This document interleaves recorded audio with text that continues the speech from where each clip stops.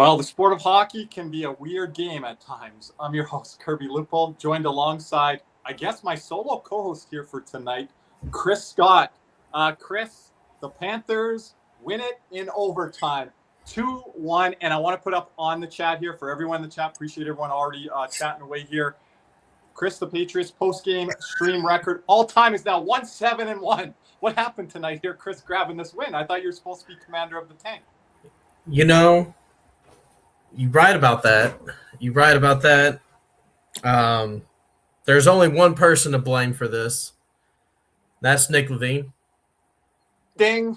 He called you. It was his executive request to have you here tonight as he's at the rink right now. He's not going to go to the rink again if he wants to actually tank along with you. Him going to the game has offset my record and has messed it up. Told Kirby before we got on, I feel like it was the Undertaker streak that just got broken tonight. That's a little exaggeration, I said. Undertaker WrestleMania streak, Chris Scott's post-game stream. And that's the reverse with the Undertaker. He would win. It is the reverse. But there goes ESPN off breaking news. Chris has been fired. I think what it might be, this is the first time that it's just been me and you. Look at Die Hard on it right away here. Yes, we know it's it was 21 and what we know. All right. But I think it's because I'm the only one here. It's just me and you. Well, Cody was supposed to be here. Late scratch from Cody. Not sure what's going on. Chris with the K. I had originally planned him to be on this one or one coming up. Nick made the executive decision. He's going to the rink. He's like, Chris with the C. Chris Scott is joining you guys tonight. I'm like, okay, I'll message him here. So, all right. Well, we know who caused this. We are going to get to Benny here in a little bit after we go through some stats here. And so I apologize for all of you who were wanting the tank. My curse wasn't good enough tonight. It was not good enough tonight. And I don't know. Just to jump in, I don't know what Jamie's talking about here because he started all these tank goalie stuff. Tanker soft, Tarasoft, Tankoski today, I think it was, with Bob. I'm like, and I told Jamie before the game, Bob don't tank. You don't put any slander on Bob's name. And he's like, no, I'm not doing that. I'm just doing it for the tank. And I'm like, I get it, Jamie. I'm just joking around. But you saw Bobrovsky in prime form tonight, and Nick saw it from the Bob ring. was so good tonight. I could not believe when they were on the power play in the second and he just fell over and made that blocker save. I couldn't believe it. I thought it was a goal. And then because I had it on mute at the time, so I couldn't hear Goldie. And so I thought it was a goal. And then all of a sudden nobody's celebrating. And I was like, why is nobody celebrating? And then I saw the replay. I was like, oh, it didn't go. I could have swore that was him, but no, Bob was excellent. Well, tonight. Bob was locked in tonight. I don't know if we're locking in anymore on this stream for the tank, for this team to be competitive. It's like it's going back and forth. You see them tonight in the third, not in the first two, which we're going to get to the numbers here in a second, Chris. We saw what they look like coming out of the Olympic break against the Toronto Maple Leafs, and I know they're a complete mess. But the Panthers were dominant that night. And then you see what it looks like in some of these other games, like when we played Columbus there last week. We have a good record against Detroit. So you're seeing a mixed bag here, and you saw it tonight here. The first two periods, utter domination, which we'll get into the numbers here.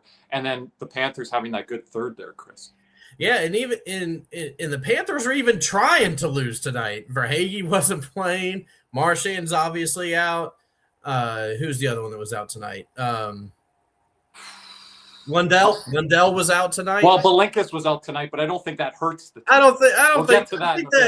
I think if we want to tank, Belinkus should be in the lineup because we broke down the film on the last stream where he didn't play center gap and play center field. I didn't see that from the rookie Benning tonight. Yeah, Benning was really good tonight for his first game. Yeah, they bring up a rookie that hadn't played in the NHL yet. I mean, the Panthers are trying to lose tonight. Yep. And they end up, and Bob was like, no, I'm not going to let you. And this game is 100% on Bob. If Bob is not in the net, we do not win. Yeah. Let's get to the numbers here, Chris. You have some of the numbers and also the Benning tweet if you have it there too. Let me know when you have it, and I will throw it up on the screen here. Mike Benning making his debut tonight for the Florida Panthers, second-generation Florida Panther now because his father played with the Panthers back in the inaugural season. I think back, 93 there. So here's Carly back from the game here. Let me know when you have it there, Chris, and we'll throw it up.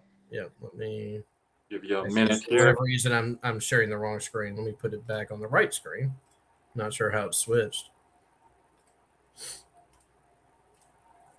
Beef Cat, you'll have to let us know what you mean on that there. Yes, we will get into the Austin Matthews. Won't comment on that later. You got it there, Chris? Yeah, so this is the Benning tweet you sent me. Yeah, just want to read it there for me, Chris. Yeah, Maurice on Benning's impending debut. He's a really strong skating, puck-moving defenseman. He's got very good agility going left to right and closing gaps. I want him to play with that courage and show he can do that. What did you think in Benning's game tonight? I'll just comment briefly here. I thought he was good in his own zone. You see his puck exit ability. You do see the lack of size that he has, especially when he paired up with Mikkola there. I tweeted that out, but thought he was pretty good in his own end. In the third period there, he stopped a couple plays, I think, in the neutral zone area there and didn't let too much get behind him. Yeah, there was one play, and I don't remember who it was that he kind of chased down. From then, he prevented a breakaway, but then he got muscled off the puck, right? So it was like the good parts of him, which is he's got some speed, he's got some savviness, so to speak, but then he is small, so he is going to get out muscled on some plays. No. And that was basically Mike Benning in one play, is what that was. Well, he was in the corner there once with Olivier, and I don't know how he kind of made that 50-50 battle a 50-50 battle. He didn't come out with a couple of those pucks where those pucks got pushed up to the point man, but he battled long enough to allow his teammates to recover. Now, the question moving forward is, you do that in your debut with all the adrenaline, and you feel like you can probably lift a car, right? How are you in game 70? That as the season progresses and as his career progresses, right? Yeah. So that's the thing there. Can you pull up? We'll talk more about Benning, of course, here if you guys in the chat. Pull up those numbers there, Chris, from after 20, and then on that tweet I had below it there after 40, and we can really get into those numbers and how it really looks, how it kind of really looks and breaks down, because it was not pretty tonight. Just give you a second here. Yeah, our giveaways, that first period was so bad. Like I said, I was watching the game on mute, and I was only halfway paying attention to the first period. But then I looked up and saw that we were getting outshot 14-3. I was like, wow, goodness. And in there, it was at that moment I thought that the curse was on. Yes. Like that's why Chris Scott is scheduled for tonight. I was so confident. I'm like, this is Chris Scott Panthers hockey. Now we used to call it the curse, but the tankathon is in full mode here. Yeah, right? That's what I thought. I was like, yeah, we're getting smoked tonight. Yeah. And I wanted to add a silver lining in there, Chris. You can scroll down here in a second after 40, but continue with the after 20 if you have anything to say there from the first. But Mike Benning there, I just want to say quickly before I scroll down, I want to put a silver lining in there. If you see his on-the-fly shifts there, what did I have down? 6 of 7 there. So I think Maurice was protecting him with Mikkola not to have those defensive zone starts, and he didn't get too much of those offensive zone starts. So this is what I'm wondering with Benning going forward. He'll probably be on a bottom pairing with a veteran like Kulikov, where Mikkola and Jones will be on that middle pair. They will get the offensive zone starts. Forsling and Ekblad will get more of the defensive zone starts, which they kind of typically do anyways. But now that Kulikov pairing with Benning would be a hybrid of a very offensively driven guy and a stay-at-home veteran guy in Kulikov, where they might try to disguise that pairing and just try to throw them out there. And on the fly means when it's continuous play, which we saw tonight, this game zoomed by after 40 minutes. Absolutely. Then it slowed down a little bit, but it flew by tonight, where Maurice was able to be like, okay, talk to Sylvain Lefebvre, the defensive coach. Let's get Benning over the boards when the play is going on and in advantageous situations where we can get him over there. Now, sometimes he got caught out on the ice with Coyle, Olivier, and Marchment. Don't think that's a great matchup there. But you have to get him out there to get enough shifts in. And I thought he protected him early on. I saw them going from the first to it would have been bottom pairing, and then Mikkel and Benning started to get in the rotation. I don't think they were out there too much there in the first 3 to 5 minutes, and I think that was based a lot off of Benning. What are your thoughts kind of on that as well? Well, I mean, that's what you want to do as a coach. You want to protect your players, and so I think Maurice did a really good job tonight of taking care of his rookie, potentially undersized defenseman here. Because you don't want to put him into the fire to the point where he's going to lose his confidence in the first game. And I'll give you a good example of this. I've mentioned on the stream a number of times, I do watch the Blues quite a bit. Yeah. I watch them Central Division, and we all know about the trade, the Bolduc from Logan Mailloux trade. Yeah. And when Mailloux gets traded over, the Blues are like, oh, this is going to be like our next big thing. Number one, first round pick. He's going to be kind of the future, so to speak. And they were putting him out way too in really bad situations, and he was getting smoked. And his confidence just crapped out. Like, he had no confidence. Mm-hmm. They sent him down to the AHL. He gets his confidence back up. They bring him up, and apparently they learned their lesson from the first go-around, because now he's playing extremely well for them, right? They're protecting him a little bit more. They're not, putting him out there in the hardest of situations. That's what you kind of need to do with most of these young defensemen. How many people are going to be like Matthew Schaefer coming up? Yeah. Quinn Hughes, Cale Makar. Those don't grow on trees. Most defensemen need to develop, and it takes them longer to develop. And if teams that were drafting those guys, especially Hughes and Makar, I know Schaefer went number 1, in a little bit thinner of a draft at the top than what we're going to see this year when we start to break down who's going at the top of the draft. Panthers don't make the playoffs here. If teams and organizations thought Makar and Hughes were going to get off to that type of start, they would have went higher in the draft. Yeah. Right? So scouts miss on that stuff too. Organizations miss on those type of things, right? Can we scroll down and continue on there, Chris, with your point? And we'll just scroll down there to after 40 stats. So you guys are going to see about the same. And I really wanted to put these tweets out tonight, regardless if the Panthers, came back and won, which I wasn't really feeling at any point.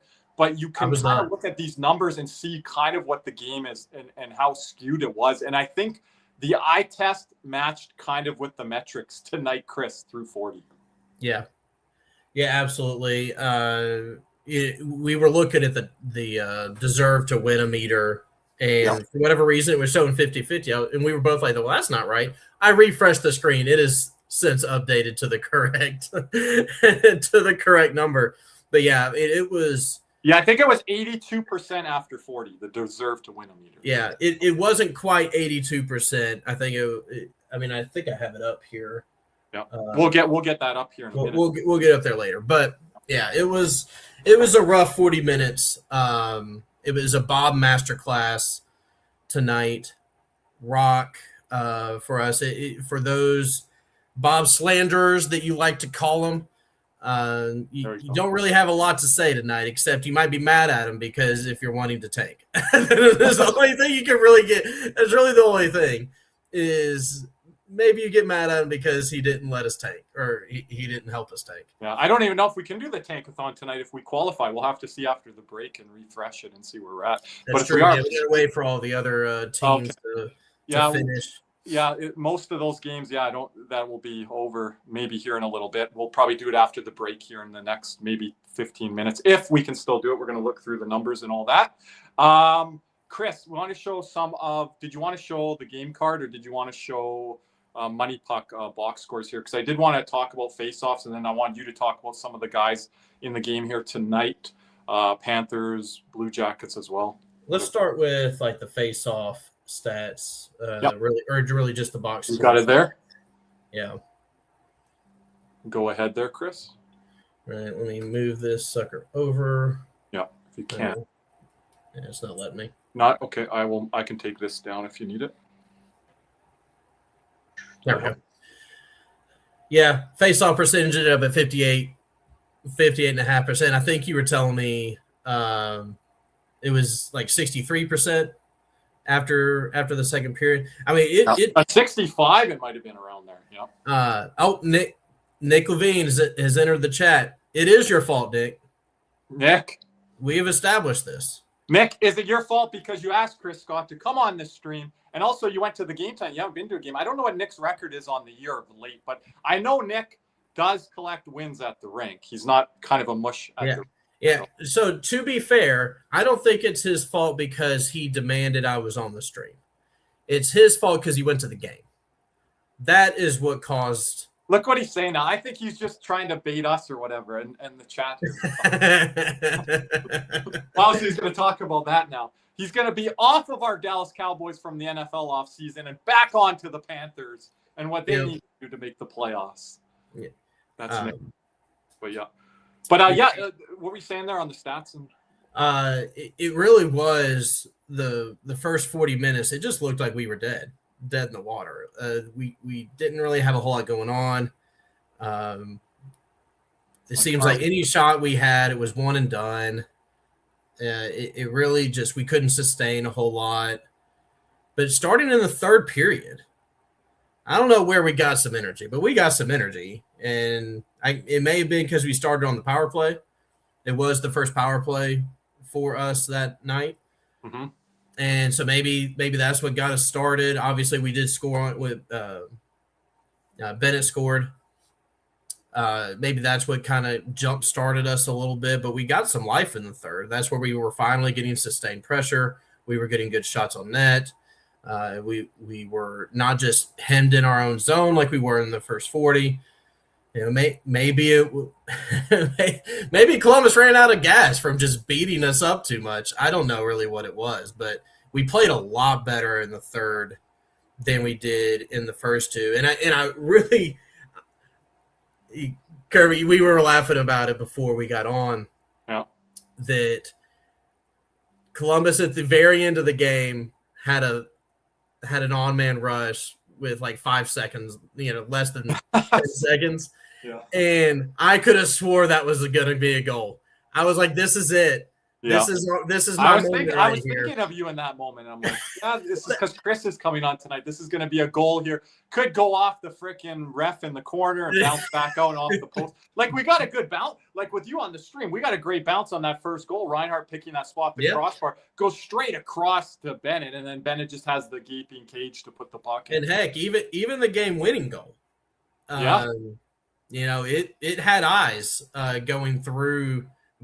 Who was that? Bennett that it went through, and then whoever's Columbus's D-man. I'm trying to remember the guys on the ice at the end because I was just texting you. It's like unbelievable. Yeah. and then in that moment, Merzlikins like falls over, loses his stick, and I don't know how he didn't get over. I think he tripped over something. I don't know what happened, but Reinhart had like all this time and space to put it in, not just in the sense of where he was on the ice, but the goal was so open for him for so much longer than it should have, because it wasn't like it was a one-timer. It was, he didn't get it. He had to corral the puck, and then he still had room to put it over Merzlikins. It really was the very anti Chris Scott tonight. It ended up being that. Chris, we'll pull up whenever you get ready here in a second, Money Puck or the game stat cards if you do want to talk over that. Just a comment here from Beef Cat as we're waiting on that, Chris. Yeah, like this would be something, Beef Cat, if the Panthers somehow made this miracle run and push And even if they fell short, I still think that would be pretty wild story to share. Would be very disheartening and frustrating now that we know we do have that protected first round pick in the top 10, which we would fail to get the pick there most likely situation, because we would literally have no percentage chance or very little. But that would be some type of miracle run. And I would never put that 100% past the Panthers. It's just when you start to see guys getting shut down here and kind of the mood and things changing with, even the words from Paul Maurice, which he's a wordsmith, but just how he's talked over here over the last week and just giving everything that they have been able to do here. Now, they did keep all their players, Chris, with AJ Greer and Sergei Bobrovsky, which you both see out there tonight contributing to the team, especially Bob, as we mentioned. So, again, that's something I'll never put past the heart of a champion, but it's that dichotomy of trying to balance, being an effective tank versus, trying to go out there and win, because these guys have built up this winning pedigree and this championship pedigree here. I think part of it is now that the trade deadline is over, mm-hmm. I think, and the reality is there a percentage chance that we could make the playoffs? Yes, but everybody's pretty, with people getting nights off and stuff like that, it's like we're going to do our best, but we understand the position we're in. We're probably not going to make it, that sort of thing. I honestly think that has made the entire team relax. Like, the belief that the ownership and Zito and all that still has in them, like you mentioned, Bob and Greer weren't traded, probably going to get signed to an extension. Otherwise, you would have just traded them. So you got at that. least to talk to them about an extension. Might not happen, but at least to further those discussions. It probably will. Obviously, things happen, but more than likely, probably will happen. But the confidence that they have shown in the group, and now they're not playing. Nervous is the word I'm not trying to think of, but stressed out. I guess that's the best way to put it. Where they're like, we've got to get points every single night, got to get put so much pressure on themselves. They can play more relaxed, and in doing so, look what happens. You've got Bob playing. Man, he was so good tonight. Even Tarasov the other night, he was really good. Mm-hmm. Like, all of a sudden, it's like, and I think Bob was good after the trade deadline too. In that start. Yeah, it wasn't just tonight that Bob was good. Bob was good the first game he played after the deadline was over. They're playing a lot more relaxed, and they know they're behind the 8 ball with the roster they're putting out there, and they're playing these teams that are pushing hard for the playoffs. The Red Wings, the Blue Jackets. Yeah, it's not like they were playing the Blackhawks tonight. Yeah, it's not like they were playing Vancouver. Of course, with the way the Panthers are playing Vancouver, well, they have some of these teams on this upcoming Western trip here. So, and I'll be at one of those games. And they play against the Calgary Flames. With the Flames. I mean, I do believe they will make it interesting. I think they will make it interesting. I don't think they'll get it. What do you mean by interesting? How close? With what amount of points? I mean, I think they could get 2 to 3 spots away from the wild card, which would probably put them outside that bottom 10 if you're considering the teams in the West there. I do think San Jose can make a push up above the Panthers, which I think they're right below them right now, if I'm not mistaken. And could still make the playoffs. Right, and the Kings, we're neck and neck with the Kings. The Panthers would be in a playoff spot, I think, as of now with this win, I believe, if they were in the Western Conference. It's crazy just how. Like, that's wild to think that those teams like San Jose and LA haven't necessarily had better season than the Panthers. LA's been terrible. Right. And I think their dip and swoon, we've seen that. They see with the coach firing. But even a team like San Jose, and I know they're young, they're still trying to improve, but I've watched them, and not every night, not every week, but I've watched that team, and it seems like they have their crap together more than the Panthers do. And they do, yeah. Where they're at in the West, and not a strong division in the Pacific, they're just struggling, battling to get in above a team like the Seattle Kraken, which my co-host Cody and Nick often mention is the definition of mid.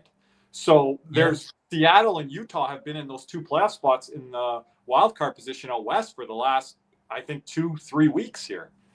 So, yeah, not much has moved over there, where you're looking here in the East and you're like, Columbus for sure would be a playoff team. And if we're looking at ourselves as a playoff team in the West, it's like you really got to wonder, because like we're looking at it with a critical eye. We're looking through our own Panther fandom, and we're like, this is not the Panther team we know, but yet we would be holding down the playoffs. I do think it would be hilarious, absolutely hilarious, if we made the playoffs. Because if we make the playoffs, we're going to do something in the playoffs. Like, well, I would love to play Carolina. It would be that something I would be else. Locked in from the first game. If we somehow made the playoffs.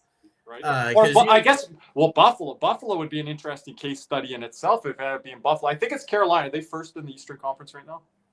Yes. Yeah. And I know we're talking about was first in the Atlantic, but Carolina was first. Well, although Carolina lost tonight to the Blues. Oh, okay. They lost tonight. Yeah.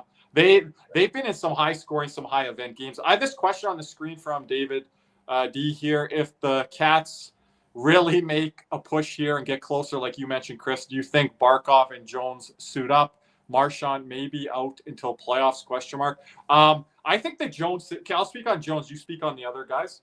The Jones situation, I think there's no determining factor when he comes back, whatever position the team is in. Now, they might try to rest him if he can't get back in a week or two here. They might say, okay, if the team's completely out of it and has no meaningful games left, maybe. But I still think in that situation, they would like to get some games under Seth Jones' belt. He's only had one offseason with the Panthers, which was last year. He had the whole whirlwind of coming over at the trade deadline and going through the playoffs in that long run. I think Paul Maurice would like to get some games underneath him, and also to get the pairings going as well, going into the offseason. So I don't think Seth Jones is a complete shutdown candidate, regardless of where the Panthers are in the standings. And his injury is a lot less detrimental moving forward than Alexander Barkov. If that clavicle or whatever is stable, you can throw him back out there. If they're worried about contact and stuff, then he'd on the side of caution. But I don't think it has anything to do with where they are in the standings when it comes to Seth Jones.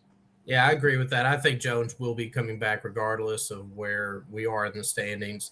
Marchand, I think that's 100% going to be wherever we are in the standings, because that's who he is. Now, problem is we don't really know what the issue is. Like, he's obviously hasn't been the same since January, but yeah, they're being so vague about it. We don't really know what it is. And I will say, though, he's older. If he needs surgery, he needs to just have the surgery. Don't delay it. Don't delay it into the. Don't delay. Just get it done. Let him recover.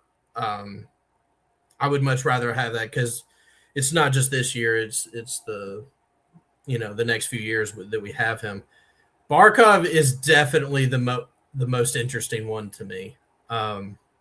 Selfishly, I want him playing at all times so that I could watch the best player in Panthers history play. Yeah, I always wear that when you come on the stream. As you should. I almost grabbed the Barkov Winter Classic, but I went against it because I'm not worthy. I'm not worthy of the captain. But I think if we're close, it wouldn't surprise me if he tried. If we're not even close, then I personally would just rather him just sit. And you're saying with Barkov here, I'm really siding on the side of caution, and I want to let him rest, no matter if we are kind of like teasing that, because I'm a OG Panther fan from '93. I know what a Panther team can do when they tease a playoff spot. This would feel like the old Panthers, even though these are championship, tested guys. I still have that feeling of the past when you're kind of teasing that, into March, right at the start of April. And then it's like, no. But man, it would be awesome just to see number 16 out there. Even if it was just for a game, like put him on the fourth line. Don't have him do much. Just having him out there, that would just be fun. But yeah, I think a good point by RC here too. We kind of alluded to that earlier. Oh yeah. Both of them getting the rest over the break was huge. But yeah, I would selfishly, I would love to see him play a game or two at the end if he can. But just like I was saying with Marchand, the preference is give him the whole season to recover, and then in October let him just dominate like he will. Oh. That's my opinion. We do have Cody trying to enter the studio here. I was going to mention here, Chris, we want to pull up some of those numbers here before we do. I got the hockey stat card up. Yeah, you want to pull that up if you want? Yeah, it's up. Oh, okay, it's up. I will throw that up for you here. I just find it really interesting. I'll zoom in again. Cody was in here. I don't know where he went. But yeah, zoom in. What have you got to do there? Come on. It's like it's zooming, but it's not zooming at the same time. That's really weird. All right, so the highest was Sam Reinhart, 0.97. That was our highest. Lowest was Donovan Sabrango, -1.9. So basically, what we're seeing here is all Panthers were mid tonight. That's all.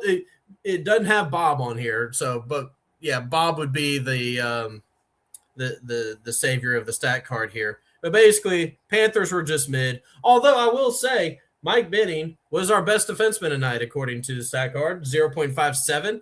He was in the positive. Go, Mike. Got his first assist. We didn't even mention that earlier. He got his first assist. Oh, okay, yeah. On that game-winning goal. Gentlemen, there's Cody. Welcome to the. Sorry, I was late, everybody. Had something urgent pop up that I had to take care of real quick, but no worries. We're almost ad break here. We're just going over the game stat card here. Have we gone over the edge goals yet? No, I do want to do that after. I haven't pulled up here. To do with you or Nick, we couldn't get that. Yeah, I'm not an expert at that. I want to go over the first goal because I wanted to know. I've got a couple questions for actually Cody on the first. I had a couple bumbling. I wanted to know who the bumbling idiot was on the first goal, and you're gonna know who I'm talking about, and I figured out who. No, we'll do that after the break there. But yeah, Chris, go ahead there.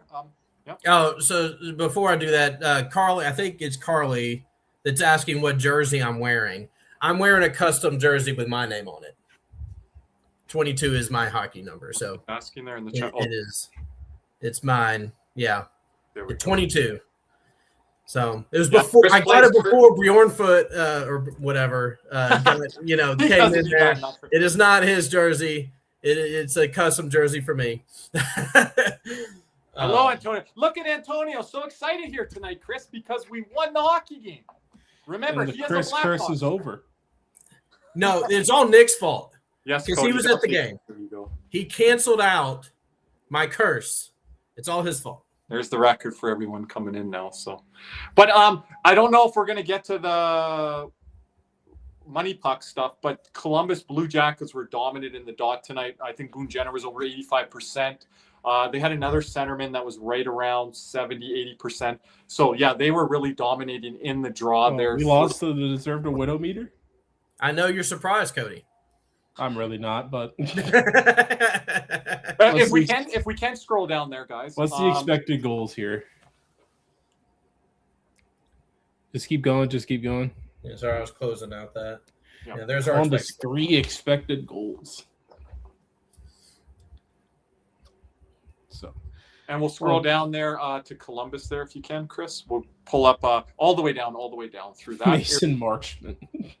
Mason Marchment was unbelievable time right there. If we can look at their face-offs there, Chris, you can scroll over to face-off wins and draws there. Just curious on the Columbus Blue Jackets centerman tonight there. All right, here's our face-offs. I don't have it's not giving me the percentage though. Give me a sec here. I can pull it up here on NHL.com. You'll be able to find the individual guys there though, Chris. I'm just curious. See if you can scroll over and get to the face. Yeah, there we go. Yeah, so Fantilli was 50% there. Hey, Chris, I'll take over for here. I got you. But go ahead. But looking at the face-off numbers tonight, Charlie Cole at 54.5%, Monahan at 50%, Boone Jenner at 87.5% here tonight, and Adam Fantilli at 50%, 58.5 to 41.5 percentage in favor of the Columbus Blue Jackets. Sam Bennett, 53% in the circle, but who was the best for the Panthers tonight? Bennett, actually. Bennett at 53. Okay. Yeah, I just thought that was a big part of the game early on because, not having possession with the puck. I have to give Bennett credit. Donovan Sobrano played 20 minutes. But I'm going to give Mason Marchment credit after the break when we get to the NHL Edge. But I thought Sam Bennett tonight, Cody had a hell of a game. Yeah. I thought he was one of the best. Kachuk was just giving the puck away left, right, and center. And Bennett was the responsible one tonight. That was Matthew Kachuk's worst game since coming back into the line. But Bennett's always been the responsible one on that line. Well, when Matthew Kachuk's playing like that, so careless with the puck, like Bennett didn't fall into that trap. He's like, okay, I'm going to try to get things going through the neutral zone or try to get us out of our own way here coming through, and trying to create certain things. And Mackey, he's trying, but he's pressing. He's like, he is definitely pressing. Kachuk's trying to set him up, and he's got opportunities in areas of the ice. He's just not able to get it over the finish line or whatever, so to speak. Anyway, I guess we'll get to ad break here. Yep. As before we go on any further, let's hear a word from our sponsor, CatsNR. Panthers fever is here. Are you geared up? CatsNR in Davie is the place for all your Florida Panthers needs. They have the latest gear for our favorite NHL team. Jerseys, polos, t-shirts, hoodies, hats, and more. CatsNR has you covered. Stop by their store in Davie or at pantherswear.com. Again, that's pantherswear.com for all your Panthers gear. And another word from other sponsor, Jeremy Beckham at Beck Sells FLA. Champions don't settle, and neither should you. Let me introduce Jeremy Beckham at Beck Sells FLA, bringing a competitive edge to South Florida luxury real estate. If you want a home that performs in all three zones, location, lifestyle, and long-term value, Jeremy is your power play. The clock's ticking. Let's go for Verhoff. Reach out now at becksellsfla.com. Wasn't sure what the call would be there tonight. And hey, everyone, we are giving away this 8x10 Brad Marchand autograph photo authenticated by YSMS, your sports memorabilia store, the official merchandiser of Brad Marchand, courtesy of Andrew Hoffman and the Hobby Card Show, which will take place once again this upcoming August. All active gold and silver members are automatically entered, and we will be announcing the winner in the coming weeks. Good luck, and let's go, Cats. And we have one more giveaway here for our gold members here, Cody. Oh, do we? Yes. Oh, the Bukestad. I forgot about that one. Bukestad here. So all gold members are eligible here. Signed Nick Bukestad, extra large military jersey. Please thumb up 5 to 10 of our Cats and Rats videos. You don't have to screenshot it into me. Just appreciate you guys doing that. Again, that's courtesy of our guy, JC, who's Florida Panthers Fan Den, who is a member in our chat. So make sure to thank him when you guys see him in our chat. He's here pretty regularly, so just give him a thank you for that. We also have our March Madness bracket here that Cody has to set up. I know Matthew, Dyard, some other people in the community have been asking about that, Cody, so we're going to get that set up. Had a heartbreaking loss today, but... Oh, wow. You were watching your Florida State, so they had a close game there, dude. We lost by 1. Wow. I was going to try to tune into that. I did not have. They gave a ride. We had the chance to win, but we missed the game winner. But you needed to win that, though, to get in, right? What happened? Like, you needed to win that game regardless. I don't even think we were going to get in regardless. Oh, I don't know. If you make a semifinal or a final run, maybe, I don't know. Depends. You'd have to steal a bit somewhere. But one more thing here. Make sure you guys are subscribed to our channel. Like this video. Comment on this video. Purchase the Super Chat donation anytime we're live, such as now. We appreciate all those Super Chats coming in. We had a record-breaking February month with all of you guys on our Olympic stream, and we thank you guys so much again. We will be back with live coverage here on the Cats and Rats for live stream games during the NHL playoffs. We're going to have some Panther games down the stretch. We might be going live Sunday for a live stream. Stay tuned for more information there. You guys can buy a membership at any time, gold, silver, bronze. You can upgrade memberships, gift a membership to a member of the community, and access to many other great perks. Gentlemen, we are back. Do we have that edge thing ready, Cody? I do want to go over that master class Columbus Blue Jackets goal. What like Brett, like Mason Marchment, like, are you a defenseman out there? Because you sure looked like it there, bud. No, I want to bring up one thing here. As you can see the edge here. Go ahead and put this. Okay, yeah. Marchment deflects it away, goes up the other way. Now that was a beautiful play by Marchment there. He knocked it down, moves it all the way up the ice, boom, up the ice. Now Bob should have had that one. Yeah. Yeah, it kind of went through him. But here's my issue. I just want you to watch number 10 right here. Where are you going? Let's run it again on AJ Greer because I've talked about him on transition game this year. Like, this is where AJ Greer leaves a lot to be desired for me. Yeah, he kind of gets lost right there. Okay, I didn't catch it on the first glance. Yeah.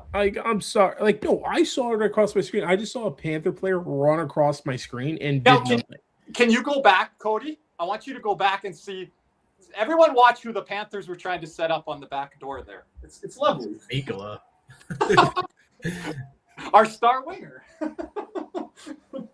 I love it because like that got me. And Cody, if you go back to Ekblad, let's run it through on the 2-on-1. Ekblad drops down to his knees. I talked about him not doing that the other night. He reverts right back to it again. I hate when he does it. He takes himself out of so many plays, drops down to his knees there. But he didn't take himself out of this play. Like, it wasn't. He drops down, Cody, all the time, and he's never in a good position with his stick or his body. And if he would just stand up, he's a good defender with his. He knocked down some pucks tonight, Chris. I know you noticed in the neutral zone. And it's like you take yourself out of doing that when you go down to the ice. Cody, you can't use your stick every time you drop down to the ice. But here's the thing. If you want to be re-signing as a fourth liner on this team, you got to have some sort of defensive IQ here. Blue Jackets have numbers. You know the penalty. Mikola's in deep there. Yeah. And what does AJ Greer do? Where is he going? He went into the pile. And here's the worst part. It's like the Timbits players, Chris. He runs into Nosek. He takes Nosek's got to run around him, and then Adam Fantilli, he ain't missing that. But that's my biggest gripe here. I mean, you have a biggest gripe, but that was an all-world play by Marchment, Cody. No, but it would have been he played defense there. He played better defense. Yes, but if Greer didn't do something stupid, if Greer didn't do something stupid, then it wouldn't have been as easy. If that was Gustav Forsling doing that play, social media would be lighting up for the Panthers tonight. You mean doing the AJ Greer play or the doing the Mason Marchment play, knocking the puck down in air, carrying the puck through the neutral zone and creating the goal. Dmitry Filipovich would be tweeting about that in the PDO podcast. And then Forsling the best. And then you have the Bennett goal right here, which just look, when Bennett's at his best, it's going to be at the net. Yes. He's not going to be the best guy over here in the face-off dots over here. This is where Sam Bennett's That's a good straight line drive there by Bennett. He just goes right there. That's all I want him to do. And it drives me nuts when he gets away from it and he's up here, and he's trying to freaking shoot it, just try and be a sniper, which he's not. And then the game winner here. Spaces out there by the net. Get to the net early if you're Bennett, Cody and Chris, and then space out from there. And then use your shot. Get to the net, then space out, and then make the shot. Instead of trying to go all the way out, and then he's just trying to rip it from different tough angles. Get to the net. I just want to point out, look at the first guy that's going to Bob here. What's that? Look at the first guy going to Bob after the win. I just want to point this out. They have the little win thing? When everyone's going to the ice. But shout out to Mike Benning, his first NHL point. He was really good. Mm-hmm. He was really good. I should not have to expect that. I expect him just to say, hey, let me just skate backwards a little bit. Matthew Tkachuk does it. Brad Marchand does it. That's my biggest gripe with Greer is when he's in the defensive zone, he kind of just gets scatterbrained and then just. I'll say our two worst players on the team in the neutral zone, and I like Greer. It's Juvis Blinkus and AJ Greer. I think those are our two worst guys in the neutral zone, and they completely get lost. The problem with one's a forward, the other is your defenseman. And that's a problem I have more when he's your defenseman instead of your depth line winger. Now, Cody will pick at that a bit, and it is a problem that I do see, but I think it's a bigger concern when it's one of your defensemen that's playing in your top. Look, I just pick at it. Isn't great either in the I just pick at it when you want a long-term or whatever. And I think he's getting that long-term 5-year deal. We had a tweet there, Cody. Can you share that when you get him second on AJ Greer from David DeWark? I sent it to you in the Founding Fathers. Delete group chat. We have all these group chats, so guys, we have to like have all these names. I get added to group chats, Chris, like once a week now. I'm like, what's going on here? And it's from our guy Nick. Nick doesn't add me to group chat, so I'm not gonna get him to add you to Nick can stay busy messaging people in the community instead of adding me to more group chats. If I get added to another group chat or two, my head's gonna explode. But Cody, anything else on the edge there, or are we good? Those were all 3 goals. I mean, okay. AJ Greer tweet there from David Dwork. I think it might have been a day or two ago, but I did send it to you today. I got to sign back in on my Twitter for some reason. While he's looking that up, Kirby, did you see the bridesmaid sign that some Panthers fans brought? Yes. Did you want to comment on that? Because I didn't have a lot to say. What do you want to say? I just thought it was funny. I'm all about people making fun of each other, and it irritates me when people take themselves way too seriously, because none of the hockey players take themselves this seriously. Was it to the point of disturbing with the AI stuff though, or is that just looking too deep into it? It's just dumb. It's like guy on our team stupid. Like you can make fun of, I guess, McDavid and Draisaitl and roll your eyes, but it's like they didn't put Kachuk in the best. Like if I was Kachuk, I'd be like, damn man, you didn't have to do me dirty like that. But on it's the hilarious. Here's the tweet. How close was Grib to being traded? He cleaned out his locker. He thought he was gone. Yeah, and I think that's what Paul Maurice felt when he said this guy is a valued commodity, right, Cody? When the media asked, he didn't need to say it. Paul Maurice, like again, we talked about earlier, Chris. He's a wordsmith, and he's like, he is.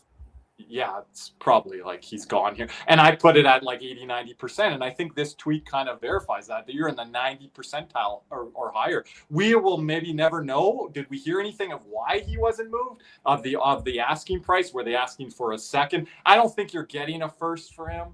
Mm-mm. But, a good second round pick from a playoff team that owns a pick from a non-playoff team potentially, or something in there that could be a second plus. Scott Lawton went for a third. He went for a first last year. So I would think the asking price would have been around a second. So I kind of wonder what they're like. They can play coy now a bit. Like, okay, Greer and Bob weren't moved, but there was talks about these guys being dealt. Like, I believe Pierre LeBrun on the Bobrovsky thing, and I believe our guy David Dwork when he put something like this out on AJ Greer.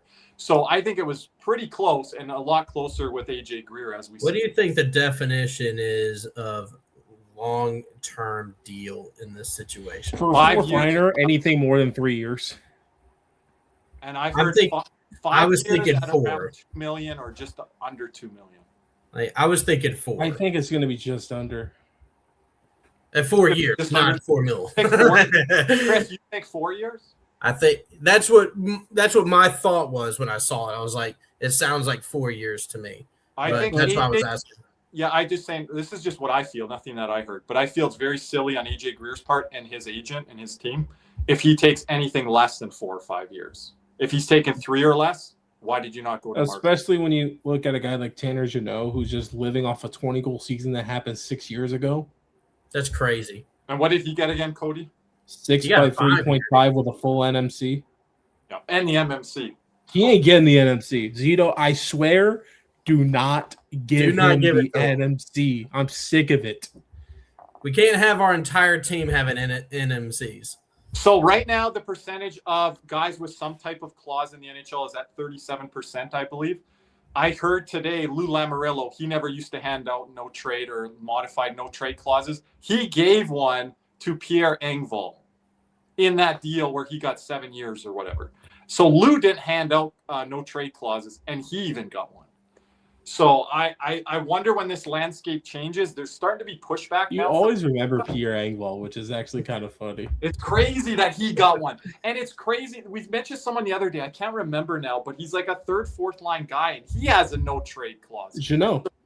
Jeannot, yeah, you said Jeannot, but there's another guy. I'll think of him probably after I get off air. It'll get to me here. But yeah, I don't know. Like, I would say no, Cody. You give him the 4 years and you don't give him a trade clause in there, but they're being handed over. Give him a 2-team no trade. That's what you do. Give him 2 teams. What's the minimum? Is it 6? It might be 6. I think I've seen people with 5 before. Oh, you have? Oh, okay. I think I have. That might I could be completely wrong, but I could have swore I've seen people with 5. Yeah. Usually the standard is 8, 12, 14, somewhere in that range there. So Oh, Freddie Gaudreau has like a partial no trade or whatever. that was the one we were talking about the other night. Yeah, he has a 15-team no trade. Because what I don't want to have, because we already got a lot of people with no moving clauses, right? I don't want us to be in the same situation that the Blues are in. The Blues have problems because they have like Cam Fowler's got a no trade, I think. Well, they re-signed him. That's not. They re-signed him because they were dumb. But like they got the wrong people having these type of deals. Now they can't do anything with like Kyrou. Thomas, I would have given him one, but like Parayko. Here's the thing. In St. Louis, there are only 5 people that have full no trades. That's pretty low. No trade, like any type of clause you're saying? No trade, no movement? It's a no trade, not an NFC, no trade. Oh, no trade. Okay. That might be so these guys can get put on waivers. Yeah. Well, they to be fair, they have gotten rid of some of the guys recently. But yeah, but they've got they've got a log jam on their salary caps. And so it's and the guys they need to get rid of have the no trade clauses. Yeah. Here's the thing. I still think they're my winners at the trade deadline. I said it on After Dark. I think they did great at the trade deadline. The fact that they got a first-round pick for Braden Shen. That's incredible. That's the one. Justin Falk, I understand. He's a right-handed shot defenseman. And Falk's actually not that bad. He contributed to 3 of our goals the other night. It was great. Yeah, but one of them wasn't on him. That was just unfortunate. I don't see him as a playoff guy. Well, he hasn't been there in like freaking he's been there like he was there against Colorado, I think, when Kadri was still out. Yeah. Back his first. I will die on this hill. If Kadri didn't take Bennington out, the Blues would have won that series. Bennington was big time Bennington in that series. I forgot. Broberg got a 6x8. I forgot about that. Now that's a good deal. I like the Broberg deal for them. Yeah, the Stars, that'll be interesting. We wanted to comment on the Gudas and Matthews thing tonight. I just thought I didn't see the hit, so give me a second here. Good. It's not good. It is not good. I don't know if we can show it, but kind of an east-west play there. Matthews cutting, and Gudas does have his leg out. Did get thrown out of the game. I don't think the NHL is going to amend this one like they did with Nathan McKinnon, which that was a BS call on Nathan McKinnon, by the way. And Gudas, he has a track history. If you guys pull it up here or anyone in the chat, I think he has been suspended 6 or 7, 8 times in his career. So this will be. It's not like it's a one-time thing for him. No, not one time. He hasn't been suspended lately, and this is what Cody talks to me about often, Nick. He hasn't lately, I don't think, have anything on his record, but he does have a rap sheet. So I don't know how this is going to be looked at here by the league office. I know Toronto fans think nothing's going to go their way. They're throwing out. I think this. Yep. Wow. What you just saw? That is not a good hit at all. That is not a good hit. Like he's leading with it. Yep. Like. Yeah, McKinnon's was completely different. Like that is. Yeah, and Darnell Nurse has some responsibility on that. Here's how I feel. Yep. If Malkin got 5, okay, I'm thinking 6. 6 games for Gudas. Is that because of the hit or because of the history? Well, it's history, both. The hit, it's both. And it's a predatory hit. He's leaning right into it. And when you do that to a star in the league, a superstar in the league, I know Austin Matthews hasn't played well over the last year and a half plus here, but he still is. When you do it to a guy like that matters. Darlene got suspended when he did it to Matthews over the head. Was that 2 games for Darlene, a superstar? No, you're thinking it's the other way around. Darlene on Matthews. Matthews on Darlene. Oh, sorry. Thank you. So he got 2 games Matthews, right? Yeah, but no. What's crazy is we had that dude for 3 years. He didn't do anything like that. Oh, I don't remember any neon. He was a great citizen when he played for us. He used to, and you guys can bias Panthers fans. Okay, whatever. He used to submarine himself at Huberdeau and Barkov when they're coming through the neutral zone and over the blue line. He was like he would go east-west, fly at them. He was. I think he's the only free agent signing that Zito has had that Kirby did not like at the time of signing. I did not like that character being brought into the room, and that the thing you saw tonight was what I was worried about, and that we would be labeled as that. Now, as Panther fans, people are like, "Oh, everyone comes at us." We're bullies now. I would not like that if Gudas was doing the stuff that Nick Cousins did on the Panthers and above that. And I would not condone that. I just want to say this is an Aaron as Ekblad Island resident number 1. I'm glad to see Ekblad vindicated for going after Hagel in the playoffs now. Me too. Well, I said Darlene is no saint. So Darlene he's no saint. But I was having this discussion with my roller. He's hockey around team. Darnell Nurse level stuff. On Monday, I was having this discussion with my roller hockey team. Yeah. I was like, look, I know that we Panthers, our Panthers team, we are not angels, right? We understand that. We all understand that. But most of us do. Some people don't. We had to learn it from somebody. We learned it from Tampa. Tampa is the team that started this whole thing with how dirty they are.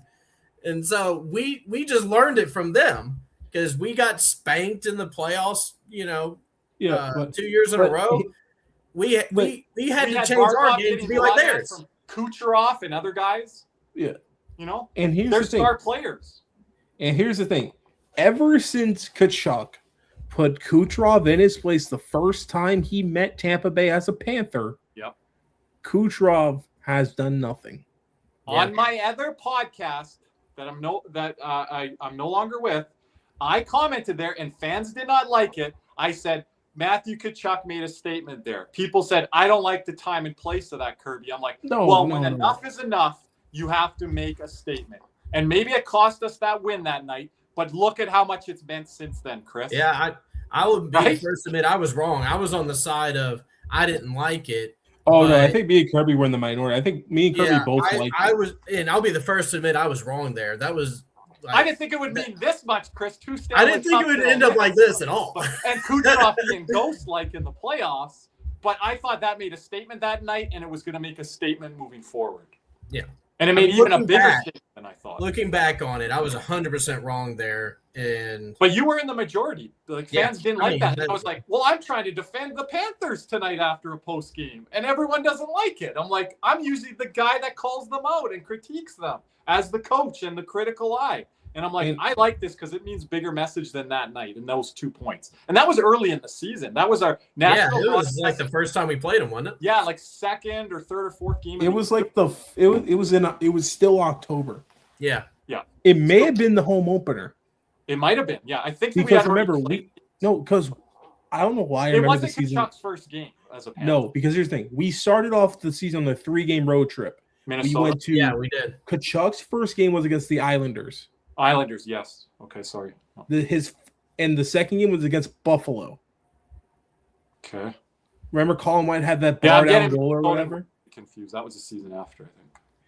Yeah, Colin White had like a bar down goal or whatever. Colin White, greatest Panther. And then the third game was against Boston.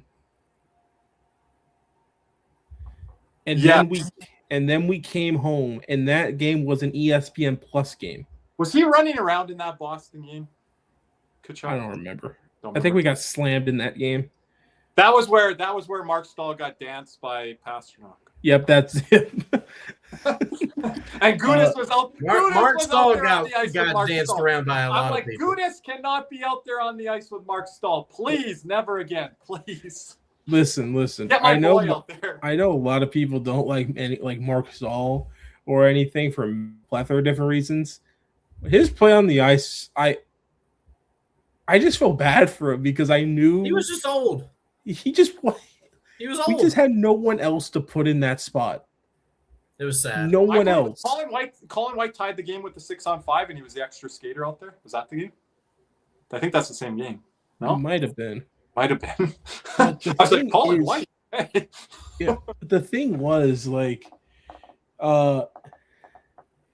It's just like he was playing above it because here's the thing: Maurice couldn't put Gudis with Montour because it would have been Stahl Mahura, and we couldn't have that. My dream is that look at this comment here from our guy Derek. A group of violent players weakening opponents for the other lines. Greer, Gadovich, Kulikov, Gudis, who would be the top? I don't want that because that fourth line would be a defensive liability. Like words cannot describe. He's not saying who the centerman is there. He doesn't. He wants to know who would be a tough 4C.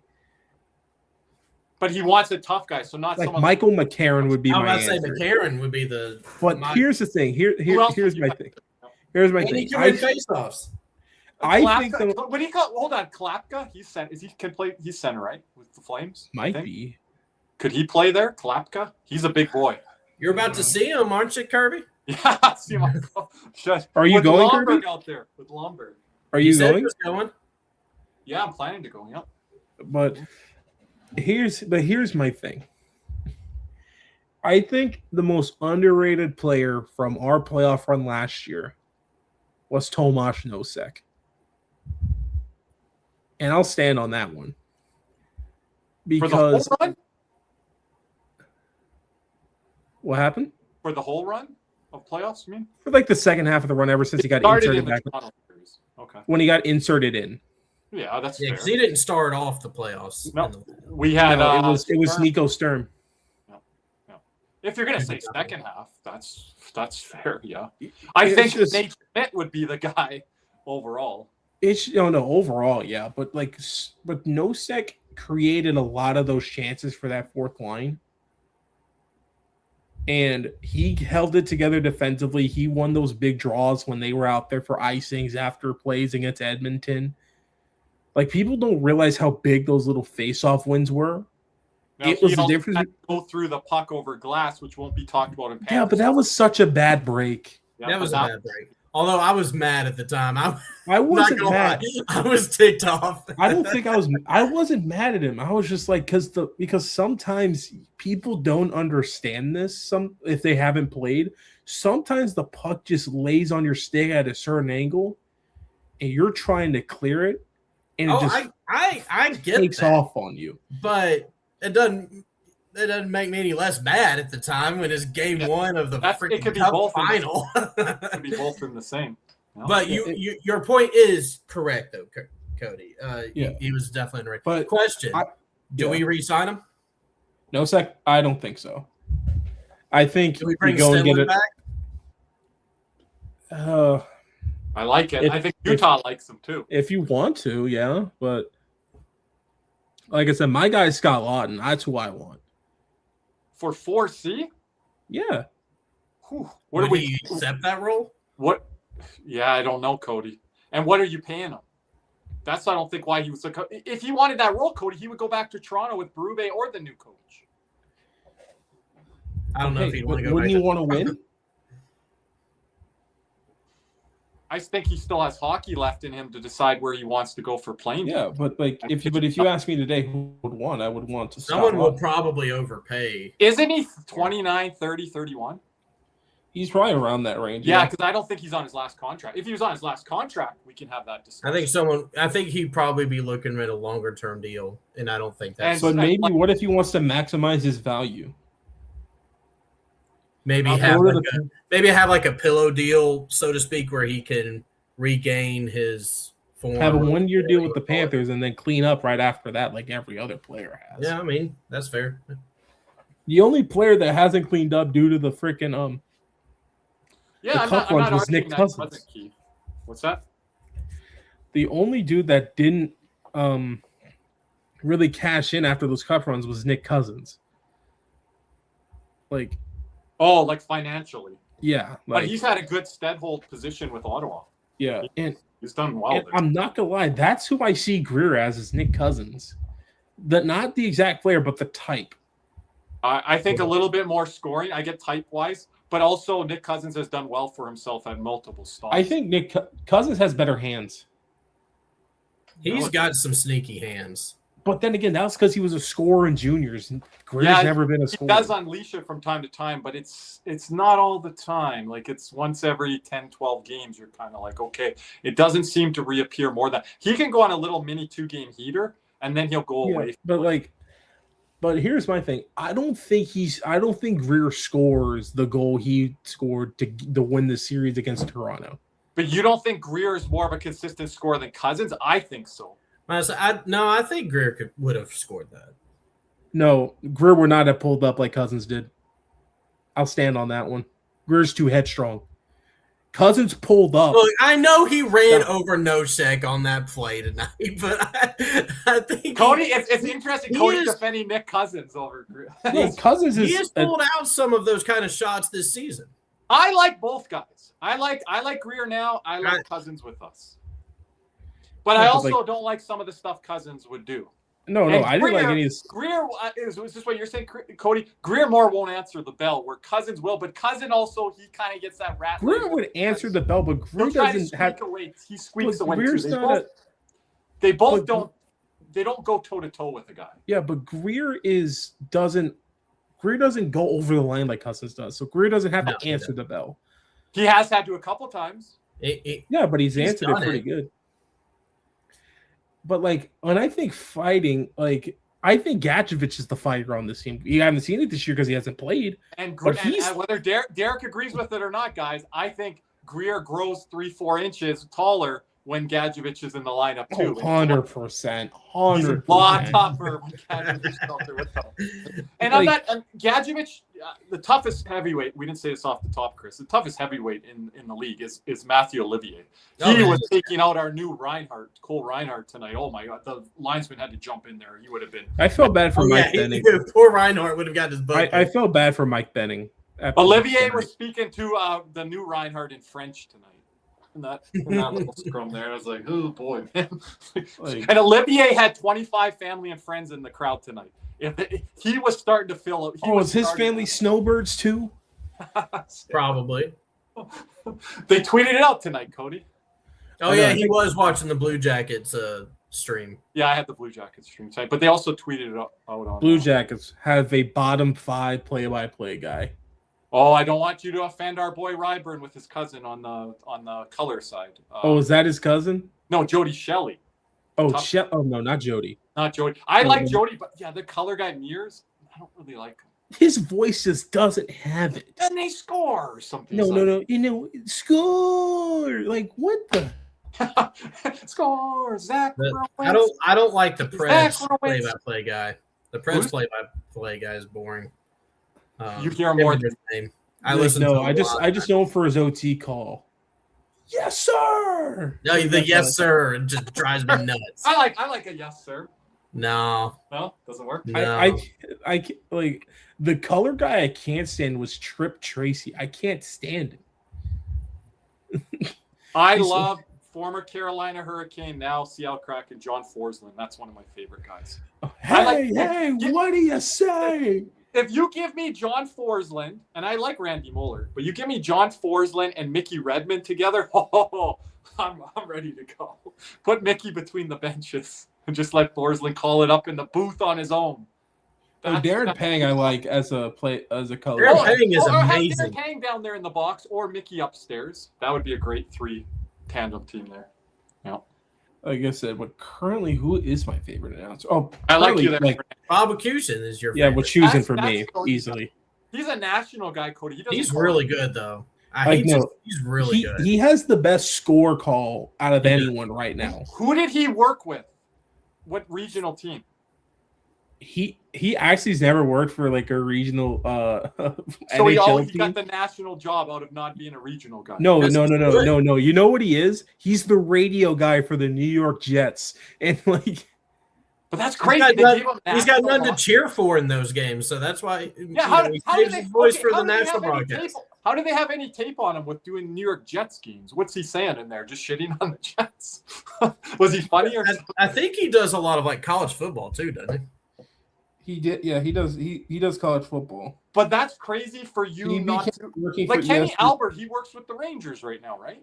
Yeah, Kenny Albert's with the Rangers, but he calls like every fucking sport. He does. But Kenny Albert, I know Kenny Albert more than Bob was using, Cody. Like through Yeah, the years. but Kenny Albert's a Nepo baby, though.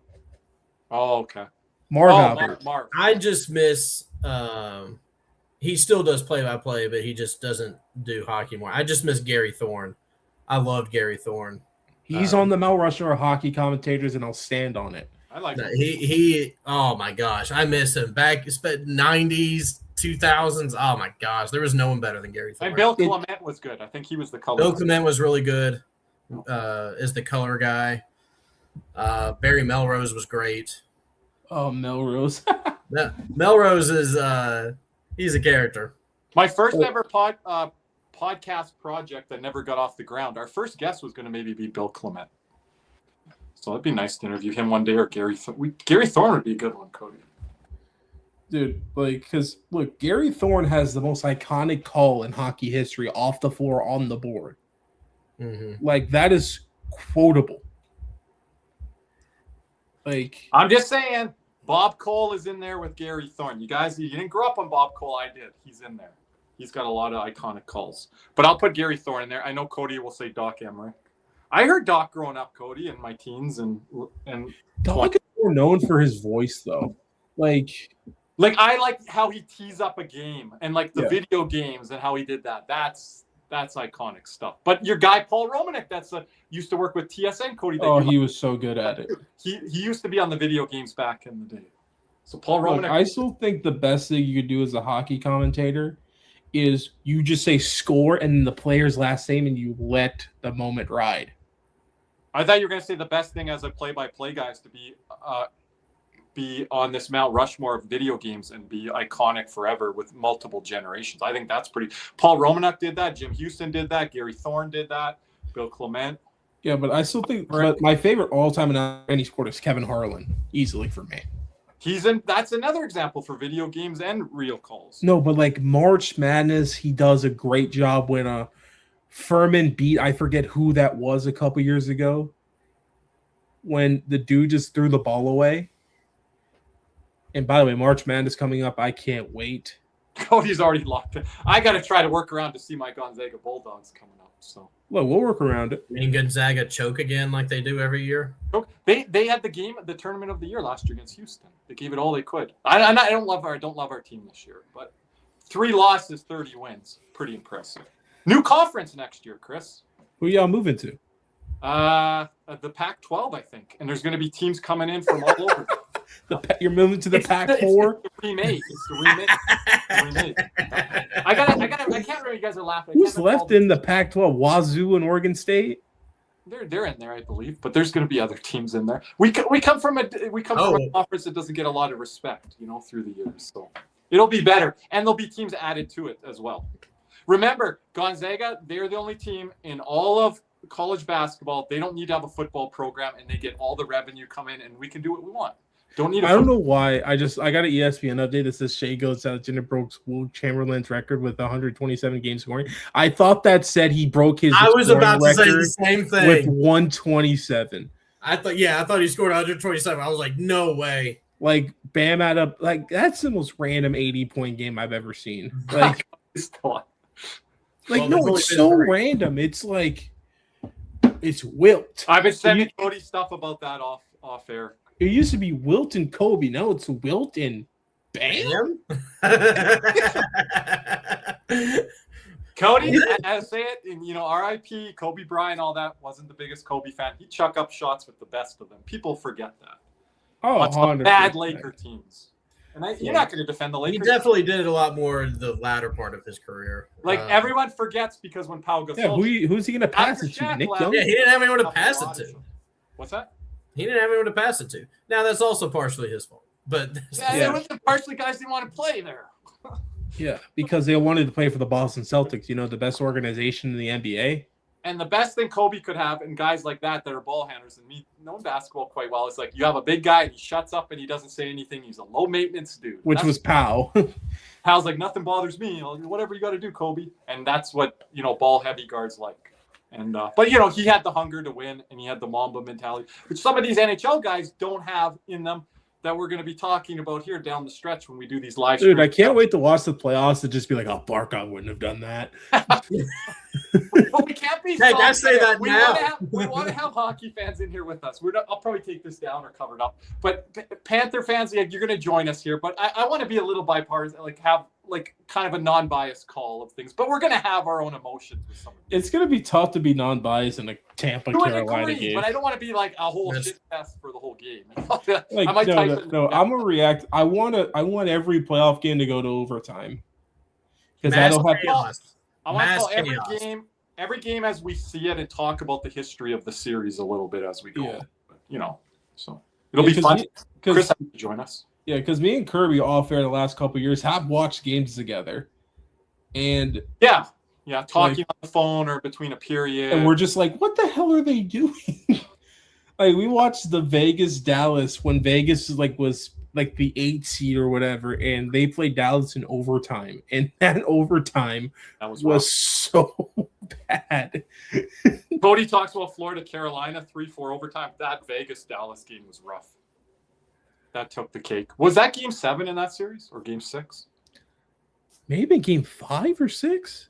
No, it was game 3 because remember Vegas took. It was in Dallas. No. Johnson scored the game winner in that game. It was in Vegas. Are you sure? Yes, because remember Johnson scored like that sharp angle, right? Yeah, that ugly shot from. Yeah, that was Vegas. Okay. No, that's good. But yeah. Anything else, John? Chris, thank you for joining us. I don't think I worked as planned here today, but we will have you back on down the stretch. Yeah, I'm sorry for all of those people, pro tankers. I apologize from the bottom of my heart, but you just blame Nick. It's all Nick's fault. He's actually taking accountability for it. He has taken accountability. Here, I put it on. It is all his fault for attending the game. He canceled. He was closer to the action than me, so it canceled out my curse. Okay. And it's still going to hold on the record, I think, here though. So the Patriot, Chris Scott, the Patriot. Guys, got to go back and check that episode. What game was that? That was such a great episode. Who was that against? Columbus? Yeah, Columbus. Yeah. Okay, there we go. Well, Chris Scott gets his first win. Die Hard's happy. There we go. First win ever, I believe. First win for me. All-time record, everyone. So, shout out to our boy Zach Phillips. We had a little montage. I don't know if we could play it here because then we'd have to say viewer discretion is advised. But I tweeted it out over on X there. Great little montage. Shout out to our boy Big C's for putting that together for me. Make sure you guys are following Big C's channel. He put out a recent vlog here at CatsNR, our great sponsors here with AJ Greer that we talked on tonight. So make sure to go check that out. There is the information below, and it is on Big C's YouTube channel over there. He's doing vlogs now, getting a lot of access, different things like that. So make sure to check that out over on the Big C's channel. Make sure to subscribe as well. Get him to 1K subscribers there. Cody? But I mean, we're gonna sign off here. Are we doing After Dark this week? Yeah, we do have it planned. We have Captain Lou from the Captain Lou Extravaganza giving us some coverage with the Detroit Red Wings. So that's our scheduled guest. So very interesting right now where the Red Wings are in the standings as well as the Boston Bruins. So we'll get a whole Atlantic Division recap hopefully from him. The teams that have been above the Panthers this year. I'm going to laugh really hard when Detroit doesn't make the playoffs. That's what Nick's coming in with that energy. I want to see what Captain. Where are they at? Hold up. They dropped the first wild card. Yeah, they're only up about 4 or 5 points right now. They are 2 points above Columbus. 2? Oh, geez. Okay. And I didn't even say this part. Columbus has a game in hand. They do. Yeah. You got to start looking at we helped Detroit tonight, though. I can't believe it. Yeah, like that. What if Columbus, they missed by that 1 point or something on, like, say, a Red Wings or a Bruins or something? Like, you know, it's sad. The true reason why the Panthers are truly not in it, not enough loser points. Anything in overtime. There's not enough loser points. And Columbus now goes to, I believe, 10. I didn't mention this earlier. 10 and 11 this season in overtime. That's not good enough. They're 500 coming into this one, and they fall to the Panthers. So listen, there are that. I'm on the Columbus bandwagon. We talked about them last year. They didn't really inspire me last year. I love them this year, and we didn't see one of their better players tonight, Jed Greaves, in that.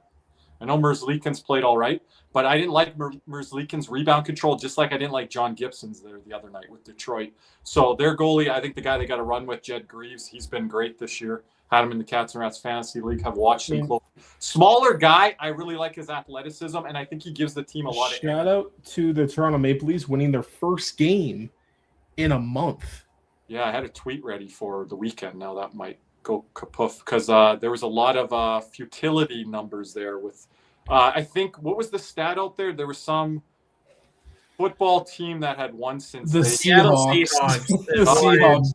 The Seahawks. More recent than the Maple Leafs up until tonight. There were some interesting numbers. Shout out to anyway, we're gonna wrap it up here, ladies and gentlemen. Thank you for everyone for watching here tonight.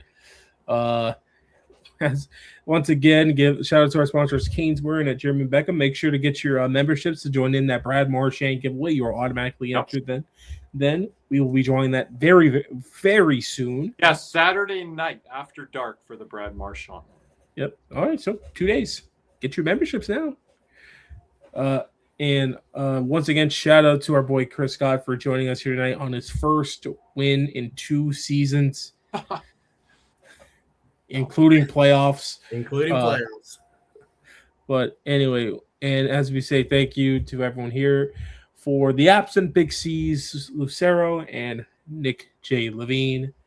For Chris Scott, Kirby, and I, we say thank you. And as always, let's go Cats. Side of you, so I remove what's right and true.